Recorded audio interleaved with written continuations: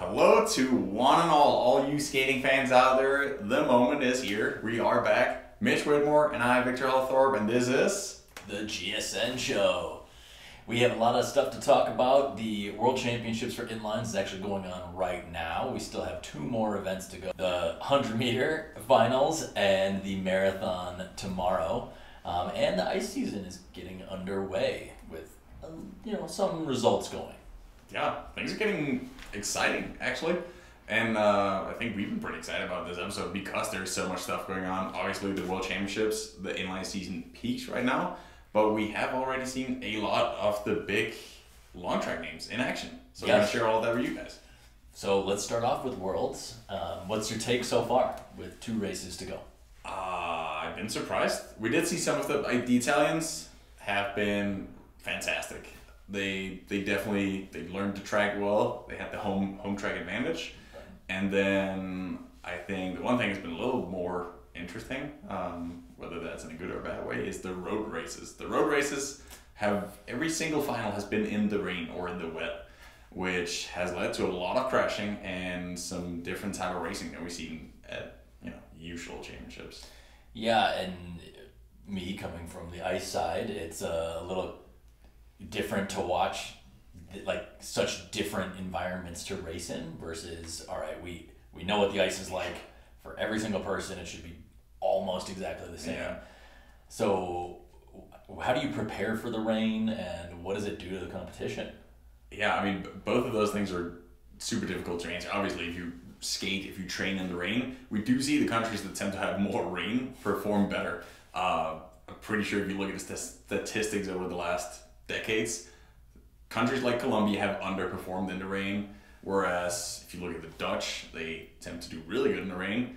So one thing is, of course, training for it, but we have seen, I think you agree with me on this, the people that put out more like immediate power, that are more strength-based skating, they don't do well in the rain because you need that finesse. And I do generally think the under push, because when you skate underneath yourself, you can feel that even if you skate in a dry, that it's not at the end of the push that you really benefit, especially in the inlines. It's not like the ice blades where you dig further into the ice with more angle. So people like we talk about, one of the guys we hyped up as maybe the biggest favorite for the sprint races, Chevy Guzman. Yeah. He really struggled, and I think that goes for a lot of people that just push hard. You cannot push in the wet, so it is about finesse and a lot of under push. Yeah, it's been a lot of crashes, and it sucks to see. Some short track competitions, you feel the same way where a bunch of people go down, especially if it's by themselves. It just makes it not a very fun thing to watch. But I guess that's what you got to do if it's raining for a week straight, where World Championships is. But yeah, Chevy, that's a bummer. Hopefully in the 100 he can get it done. Ducho also fell in the 1 lap. And in the front, on his own. Yeah, in the front. That is a thing I think they could have done better. Obviously, it's hard to plan for this. They can't have expected it to be rain every single final. But there's a lot of those wide lines, they do through the corner. Yeah, a pedestrian crossing at the apex of the turn. It's a really tough one. And even Oliver Grob in the final went around one of those corners and lost a little bit of speed coming out there too. So yeah, it makes it tough. I guess again, there's only so much you can do, especially when it's the road course. The track, they try to postpone and not race, but I just don't understand, coming from the ice side, how people even function on the wet ground like that with wheels on. I feel like I see one raindrop and I'm like, all right, I'm getting in the car.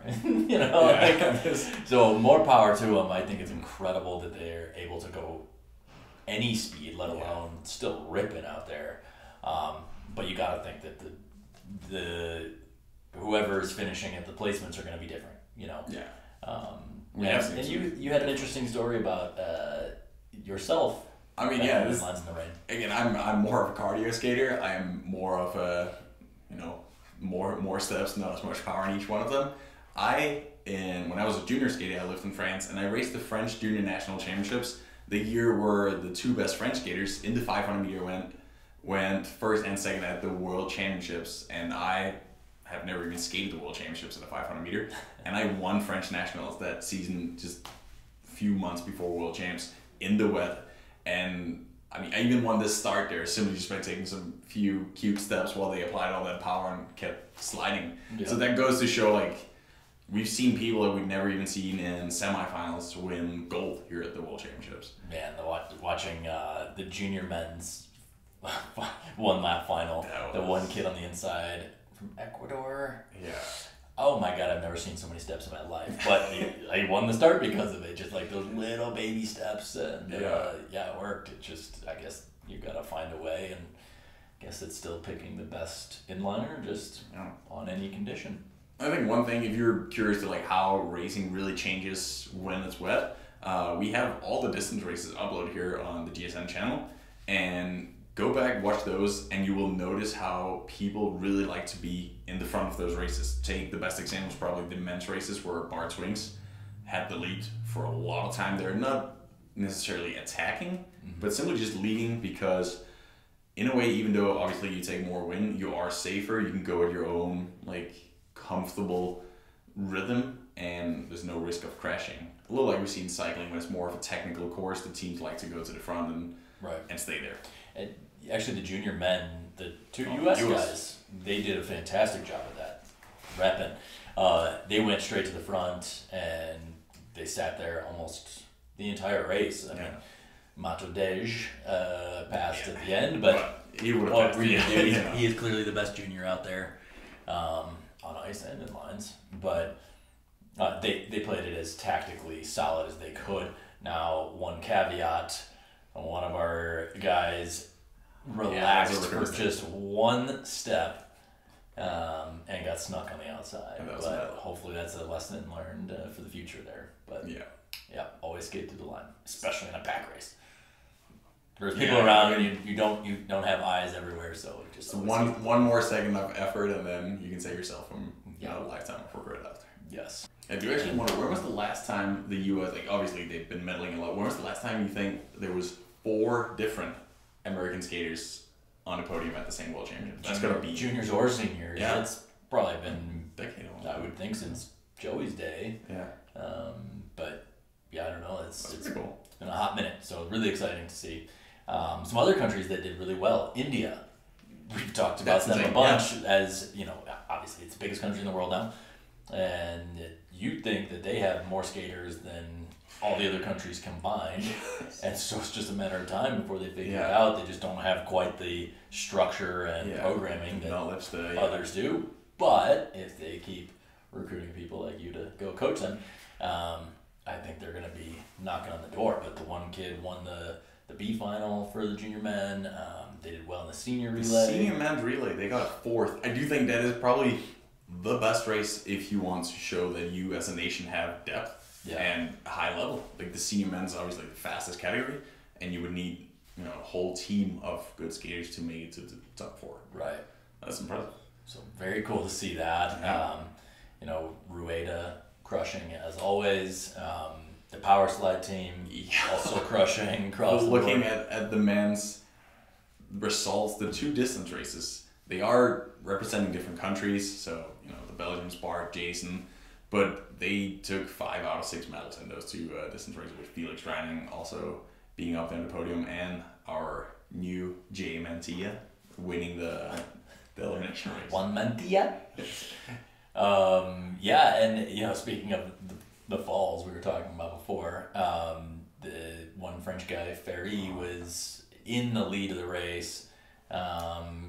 Looked like a podium for sure, but then crashed out, and that was in the points race. So that's a bummer, but power slide crushing. Definitely. A sad thing about this World Championships, I also think, regardless of how well it was organized in some ways, like the live streaming, they have drone footage. I feel like they did a good work showing the results through the races. I also think, just to go back to our previous episode, when is inline skating going to be at the Olympics? I do also think we saw some of the things that we need to fix first before we get there. Obviously, conditions would have to be a little more standardized. The same goes for the distances, things like this in the rain where a lot of people crash out, and having to postpone things is not ideal. Yeah, one of the analogies we talked about was like if in track and field you were running on a wet track with no spikes and you're just, in your regular shoes, Like, it's a completely different race. Different sport. Different sport, really, yeah. And so, I don't know, just, they need to find ways to make it more universal, have the same thing. Again, they try for better coverage, but it's still not the very best coverage. Yeah, because it's dark. It's always late in the evening. You can't fully see the... And I think also because of the weather, I think that's probably the main driver of all this. Yeah. But the schedule just gets all over the board. And also the World Skate website is not very good for... I just want to be able to click something that shows the schedule and what time you're going to race. But again, rain delays cause it to start 2.5 hours later. And then, so you don't really know when to tune in. And it's really, really hard to get viewers and people interested in your sport when they can't find it, So hopefully that can be more regimented and like, okay, if a race starts at 2, it starts at 2, and you have like a full schedule out there. Yeah. So we also heard that the marathon that's due to start tomorrow when we're recording this video, it's a little controversial that it is obviously World Championships, but you can also sign up as an individual or as a professional team. Not as a national team, but just as a commercial team. So to give an example here, we have Bart Swings, probably the best long distance inline skater. He can either skate for Belgium, his country, he can skate for Powerslide, or he can skate for Bart Swings. I didn't know he had the choice. I thought you were saying before that it was only shifting. But yeah, that is the thing. So like to skate for your team. But you tell them that's like the biggest example here is that Germany was out saying like, well, if Germans are skating it, they skate for Germany. But the World Skate Organization, they've been out there saying like you skate this as a team in a team suit. Right. So there's a lot of confusion about this. And the thing is here, like they had that World Inline Series that we've been hyping up a little because it's super cool that there's more prize money than ever in the sport. But there's only 2 stages. Yeah. Because I think it's just too complicated to enter, and obviously you need to put in a lot of money to be part of that massive prize purse. So they had to add and include the World Championships Marathon as one of the World Inline Series races. I just feel like that could cause a lot of issues. Yeah, and now you're competing as different teams than what you competed in the previous series as. But you're sharing that prize money with who now? Yeah. Are you sharing it with your country, your private team? Yeah, it's a very complicated. I am very excited to see if, say, Felix Reinen or Bart Swings are going to take leads to catch the other Powerslide teammate, even though they're from different teams. Right. Maybe because it's the World Skate Federation in Italy as well, is why we've had 2 Worlds in a row in Italy, and maybe they need to change that because, again, you don't have an indoor inline rink, and let's do it indoors somewhere. Yeah. Or at least a road surface where the rain doesn't make it too sketchy. Right. Or somewhere like in Utah where it doesn't rain and you don't have to worry about any delays. Then you're fine. Somewhere like that. But yeah, should we shift it over to the ice? Yeah. So the Canadian short track trials just happened. The US short track trials are starting tomorrow, actually. So very excited to see the results from those. We've seen some long track stuff going already. Who would you say is the notable one so far? Zurich at a 35.2 in Heerenveen. Yeah. It's a good start to the season. The world's fastest at the moment. Another Polish skater too, Katja, who is now a mother, is coming back and she skated a 38.8 in Heerenveen, so it's not a bad start for her. Yeah, joining a increasingly growing group of skating moms that perform super well. Yeah. Just like Lola Brigida, Olga Fatkulina opened the season with a 38.9 500 meter in Chelyabinsk, of all places, not the fastest rink. And Kaya followed that up, being at the moment the second fastest Polish 500 meter girl. Pretty cool. Alors, au Canada, le résultat du short track qualification pour la Coupe du Monde en première place chez les hommes, c'est William Dangenou et chez les femmes, c'est Florence Brunel.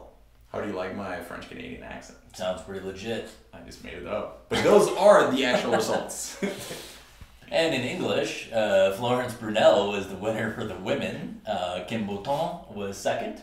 So a little bit of a change up there. But Kim Bouton is still a very good skater. Courtney Sarrault missed out due to concussion. That she's still very interesting to see the short track world tour that that they're putting on, which is supposed to be more of a showy event, which is exactly what we've been Yeah, hoping for. yeah. Literally last year, multiple times we talked about how short track needs to be what it's intended for, is the exciting, long track too. Make it a show. Make it a show and make it something that will actually bring fans in. You know, I really think that that's going to be something. They've changed a few of the guidelines. I think they're going back to the every weekend that you do a 500, 1,000, 15. So should be very interesting to watch all that. And also, I think most of the big names will be back racing. Yeah. You know, last year, at least the first half of the season, we missed out on a plethora of it was really just that the World Championships were, they all came back. It sounds like they're all going to be back out there racing. So while we're still waiting for the exciting results, we've seen, you know, some good results up in Calgary and Salt Lake City, the exciting Polish results from Herenveen. We're still waiting for, you know, the different countries to have their long track trials, but we have some specific skating news. We know that Min Sun Kim has joined a new team. Yes, it sure seems like, not sure if she's full-time on the team, but she's for sure been training with Team Gold, and that's just, it was already a stacked team. Yeah. On the women's side, especially with Miho and Mahon, but now you throw in Min Sun, one of the other top girls. Now they have the full spectrum of 500 through, I guess, whatever Miho decides she wants to race at the time. But really, it's a mid and sprinty team that's super, super fast. Yeah. So yeah, that's going to be another one to watch. Yeah. I mean, she's already been good. She got second at World Championships last year in the 500. So, I think it's not going to hurt. Let's put it that way. What did hurt? Jo Venemars. Nice transition. Venemars, the son of Urban Venemars, he at a young age he's already gotten his first World Cup medal in the 1,000 meter. He is skating for Jumbo, and he sadly had a knee injury. Yeah, it looks like he had surgery. Based on his post, it didn't seem like it was the most serious, but you never know. So hopefully him and Antoinette can both recover quickly and be ready for the season. Again, like we talked about last time, because there's only 2 World Cups in the fall this year, it makes it a little bit watered down for people's stress levels at this time of year, which I think is really nice that everybody's going to be gearing up through that whole year and really letting loose at the end of January through March. So we even speculated that some of the best Dutch skaters might not even care about the first 2 World Cups. We've seen it before where the big teams, especially when we had TBM back in the days, and they were not at all focused or didn't even attempt 2 of the fall World Cups. Yeah. And this year, there is only 2 fall World Cups, so if you quit or cut out those 2, well, it's going to be a lot easier to time your peak and taper for just literally a train as long as you want it. It seems like maybe the Regenborg team is more focused on that right now. Seemingly they haven't been on ice a ton, at least based on the posts that each athlete is making, but and not the worst plan either, that you're just setting a bigger base and focusing on building through this whole first portion of the year. So, but time will tell. Especially for the Dutch, they do have more competitions that are also important. Their trials mean a lot to them. And many different nationals where, in terms of spectators and viewers, they're as big or even sometimes bigger than the World Cups or World Championships. Right. So, we'll see as we get closer to all of the national trials where things are at. So last week, our trivia was extra exciting because you win a pair of Viking bike shoes that we, personally, both of us use, and we are big fans. So we decided to just give a lucky and smart person a pair. Who won that? A lucky and smart person. Yes, Connor Savaka is our winner. He posted the correct answer, and we actually had a lot of participation in this and a lot of half-correct answers. Quite a few people either had my first Junior World Championships or Victor's, but not both on the same answer. But the answer was, my first Junior Worlds was Erfurt, Germany. That was 2005. Whoa. And Victor's was Calabo. Probably 2022 or so. 2013. 2013. How did it go for you? Well, I skated back then. It was called the Junior Country Match. It was the weekend before. That was in Berlin. It's just you and the Soviets. And I got to race everything. That was exciting. And then at Junior Worlds, all I got to do was the team pursuit. Actually, believe it or not, no 500s, no thousands. Team pursuit. Very fun. Back in those days too, people were smoking right next to the rink, inside the rink, like right next to the ice. Yeah, it was quite an experience, especially for a young kid from the U.S. But times have changed. Times have changed. Our trivia question for next week, not sure if we're going to do a giveaway. Maybe we'll write about it on Instagram. But our next trivia question, kind of something we alluded to earlier. When was the last time the U.S. had 4 different medalists. Individual. At the World Championships. Good point. At the same World Championships. That's the combination of juniors and seniors, men and women, but 4 different medalists individually at the same Worlds. We had to look this up. Yeah. It's a tough one. Let us know in the comment section below. But very exciting, again, to see that, some of these other countries are ours. It's a great thing, yeah. Smaller ones that are back doing some good stuff. Well, I think that's all for our episode. Thanks for watching. And, hope to see you next time. Comment, like, subscribe. Bye.